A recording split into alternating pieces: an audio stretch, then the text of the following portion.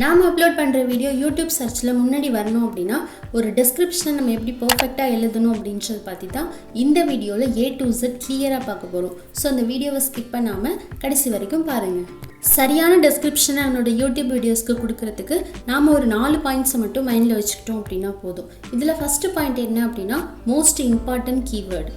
இது மாதிரி most important கீவேர்டை நம்மளோட வீடியோஸ்க்கு நாம் கண்டுபிடிக்கிறது ரொம்ப சிம்பிள் தான்.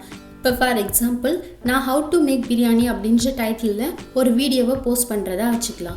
இப்போ ஒரு வியூவர் அந்த வீடியோவை எப்படிலாம் சர்ச் பண்ணுவாங்க அப்படின்றத ஃபஸ்ட்டு யோசிக்கணும். இப்போ வியூவர் வந்து சர்ச் பண்ணும்போது how to make biryani, biryani Tamil, cooking biryani, biryani recipe, இந்த மாதிரியான சில வேர்ட்ஸ் வந்து கொடுப்பாங்க. அப்போ இதில் இந்த எல்லா சென்டென்ஸ்லையுமே காமனாக வர இம்பார்ட்டன்ட் கீவேர்ட்ஸ் எது அப்படின்னா பிரியாணி, குக்கிங், ரெசிபீஸ், இந்த மாதிரியான வேர்ட்ஸ் தான். அப்போ இந்த வேர்ட்ஸ் தான் நம்ம வந்து கீவேர்ட்ஸ் அப்படின்னு சொல்லுவோம். இப்போ நீங்கள் ஒரு தம்ப்நெயில் எப்படி க்ரியேட் பண்ணணும் அப்படின்ற வீடியோஸ் போகிறீங்க அப்படின்னா அதில் மெயின் கீவேர்ட்ஸ் என்னவாக இருக்கும்? Create thumbnail, thumbnail 2023, YouTube thumbnail, இந்த மாதிரியான வேர்ட்ஸ்லாம் வந்து மெயின் கீவேர்ட்ஸ். நீங்கள் டிஸ்கிரிப்ஷனோட ஸ்டார்டிங்கில் இந்த கீவேர்டை பயன்படுத்துகிற மாதிரியான சில சென்டென்ஸை வந்து கொடுத்துடணும். அதாவது இந்த வீடியோ எதை பற்றினது அப்படின்றத வியூவருக்கு சொல்கிற மாதிரியான ஒரு 4 லைன். அந்த 4 லைனில் இந்த மெயின் கீவேர்டு வந்து அடிக்கடி ரிப்பீட் ஆகுற மாதிரி நம்ம வந்து கொடுத்து நம்ம டிஸ்கிரிப்ஷனை ஃபஸ்ட்டு ஒரு பேராகிராஃப் மாதிரி கொடுத்துடணும். இப்போ எக்ஸாம்பிள் பார்த்தீங்க அப்படின்னா இந்த வீடியோக்கு கீழே நான் ஒரு ஃபஸ்ட்டு 4 லைன் வந்து நான் கொடுத்துருக்கேன்.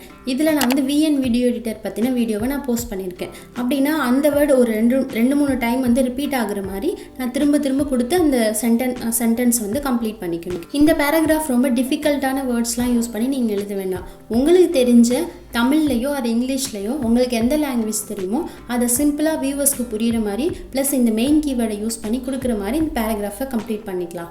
நம்மளோட டிஸ்கிரிப்ஷனை பர்ஃபெக்டாக எழுதுறதுக்கான செகண்ட் பாயிண்ட் என்ன அப்படின்னா ஆட் வேல்யூ. ஆட் வேல்யூ அப்படின்றது என்னென்னா நம்ம வீடியோட டிஸ்கிரிப்ஷனில் நம்மளோட அனதர் வீடியோட லிங்க்கை வந்து நம்ம பேஸ்ட் பண்ண நினைப்போம். ஸோ அந்த லிங்க் வந்து இந்த இடத்துல கொடுத்துக்கலாம். அதுக்கப்புறம் நம்மளோட வெப்சைட்டோட லிங்க்கை கொடுத்துக்கலாம். ஆர் ஏதோ ஒரு ஃபைலை நீங்கள் டவுன்லோட் பண்ணிக்கிறதுக்கான லிங்க் இந்த இடத்துல நீங்கள் கொடுக்க போகிறீங்க அப்படின்னா அதை வந்து நீங்கள் கொடுத்துக்கலாம். ஆர் வந்து சப்ஸ்கிரைப் பட்டனை லிங்காக கொடுக்கணும் அப்படின்னா அந்த லிங்க்கையும் நம்ம இந்த இடத்துல கொடுத்துக்கலாம். ஸோ இந்த மாதிரியான லிங்க்கை நம்மளோட வீடியோட டிஸ்கிரிப்ஷனில் எப்படி பேஸ்ட் பண்ணணும் அப்படின்றதுக்கான ஒரு கிளியர் வீடியோஸ் வந்து நான் ஆல்ரெடி போஸ்ட் பண்ணியிருக்கேன். அந்த வீடியோஸோட லிங்க்கை நான் டிஸ்கிரிப்ஷனில் கொடுக்குறேன். தேவைப்பட்டுச்சு அப்படின்னா செக் பண்ணி பாருங்கள். நம்மளோட வீடியோட டிஸ்கிரிப்ஷனில் நாம் 3ஆவதாக கொடுக்க போகிற பாயிண்ட் என்ன அப்படின்னா ஹேஷ்டேக். ஹேஷ்டேக் அப்படின்றது ஒன்றும் இல்லை.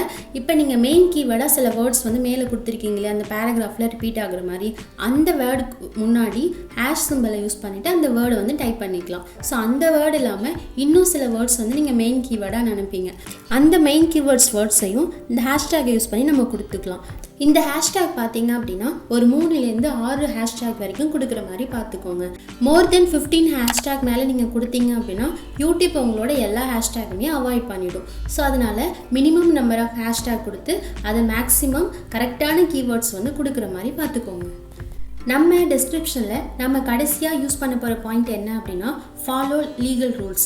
அதாவது நாம் ஃபேர் யூஸ் பாலிசி அப்படின்ற ஒரு கான்செப்ட் வந்து ஆட் பண்ண நினைப்போம். அதாவது நம்ம டீச்சிங் பர்பஸ்க்காகவோ ஒரு இன்ஃபர்மேஷனை மற்றவங்களுக்கு எடுத்து சொல்கிறதுக்காகவோ வேறு ஒரு வீடியோலேருந்து ஆர் வேறு ஒரு வெப்சைட்லேருந்து ஏதோ சம் இன்ஃபர்மேஷனை எடுத்து நம்ம வீடியோஸில் கொடுக்கும்போது அதை ஃபேர் யூஸ் பாலிசி அப்படின்னு சொல்லுவோம்.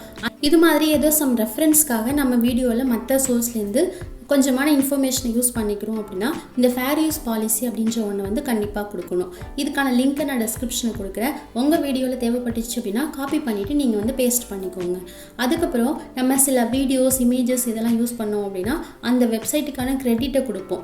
இந்த மாதிரியான ஒரு கிரெடிட்டையோ ஆர் வந்து நம்மளை வீடியோவை வேறு யாராவது ஸ்பான்சர் பண்ணாங்க அப்படின்னா அவங்களோட நேமையும் மென்ஷன் பண்ணணும் அப்படின்னா இதெல்லாத்தையுமே நீங்கள் டிஸ்கிரிப்ஷனோட லாஸ்ட்டில் வந்து கொடுத்துக்கலாம்.